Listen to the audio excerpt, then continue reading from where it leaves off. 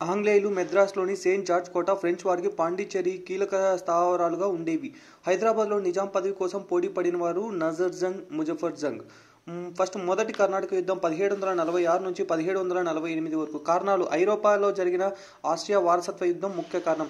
Asia సమర్థించింది England, ప్రష్యాను సమర్థించింది ఫ్రాన్స్. 1746లో తూర్పు తీరంలో నాగపట్నంలో ఆంగ్ల నౌకాదళం బార్నెట్ ఫ్రెంచ్ నౌకలను పట్టుకోవడానికి ఆంగ్లేయులు, ఫ్రెంచ్ వారి మధ్య ప్రారంభమైన యుద్ధమే మొదటి కర్ణాటక యుద్ధం.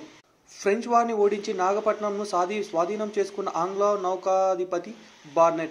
నౌకాధిపతి బార్నెట్ను ఓడించి ఫ్రెంచ్ నౌకాధిపతి లాబర్నో.